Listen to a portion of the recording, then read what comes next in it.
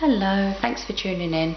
So today I thought I would do a quick video for you about my son Oliver, who's 4, having febrile convulsions. Some people call them seizures, some people call them fits, but basically it's all the same. So he's 4 now, and he had his first one when he was, I think he was 4 months old. Obviously really scary. I wasn't actually with him the first time, it was his dad. And you know, it's really scary because you don't know what it is. If you've not seen it before, you just think, oh God, you know, what is happening to my child? But now that he's had, I think he's had about 12 or 13, so we sort of know what we're dealing with now. So basically they are quite common, and it's usually from sort of baby age up until I think it's 4 or 5, or even 6 actually. So it's when they get a rapid increase in a temperature. If for Oliver in particular, it usually stems from him having a bad ear, like an ear infection or a throat infection. But because he's usually well in himself up until the point of having a convulsion, it's really hard to know and to prevent them. So it's only when we take him to the doctors after, and they sort of look in his ear and they say, oh yeah, he's got, you know, bad ear or bad tonsils. We're quite used to recognising the signs now. He goes very quiet. He might want to sleep.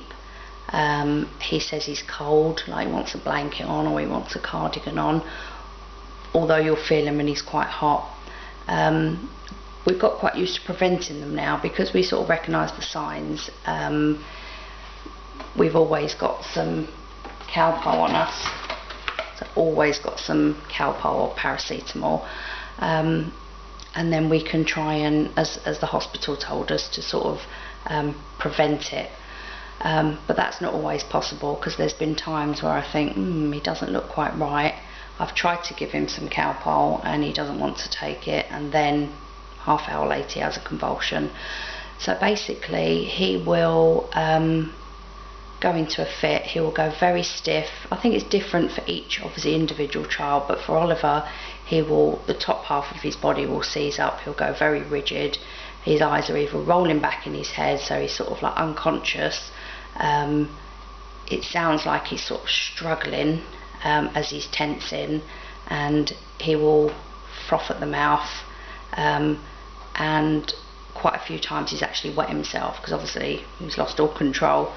They usually last, I would say, for about 3 to 4 minutes, and then when he comes out of it, all you do really is just reassure him. You know, I'm not sure if he can hear me.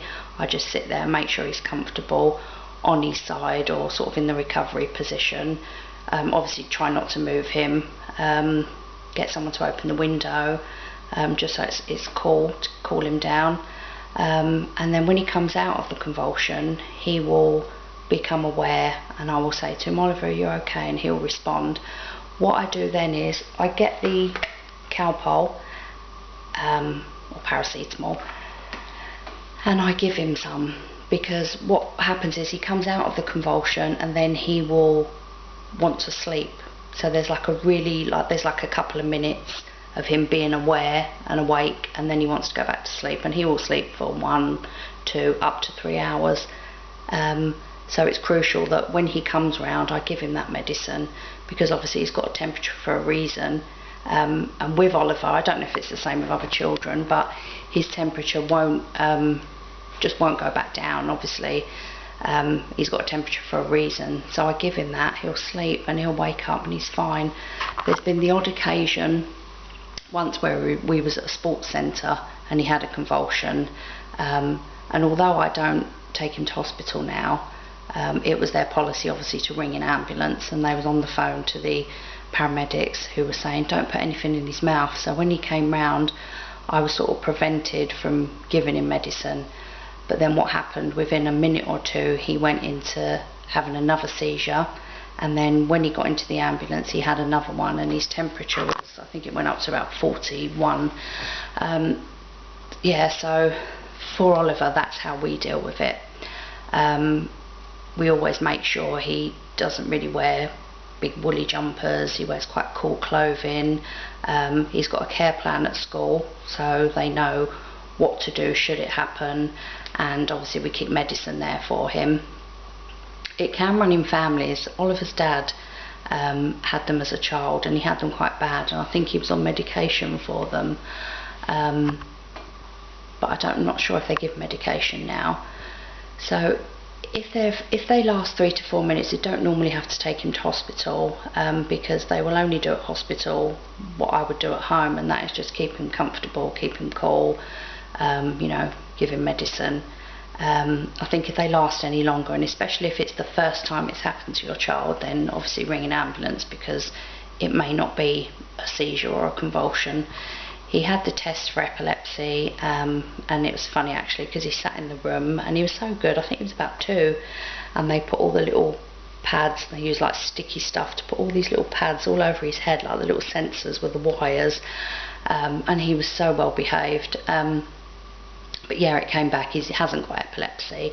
Hopefully he'll just grow out of them. And he's in reception now. He's not had one at school as yet, fingers crossed. He did have one when he was in preschool, and they obviously followed the instructions, and he was fine. So obviously if this happens to your child, don't panic. I think there are other YouTube videos that I've seen where people have actually filmed their child having a seizure. Obviously I haven't done that, but they're interesting to watch, just so you know what you're looking for, because I'd not even heard of febrile convulsions. Yeah, so I hope this has been interesting for you. I will leave the link below to the NHS page that explains a bit more about them. I think they say that if a child's got a temperature above 38, obviously that's considered a high temperature. Yeah, so I hope this has been helpful for you. Any questions, feel free to ask, and I'll see you soon. Thank you. Bye.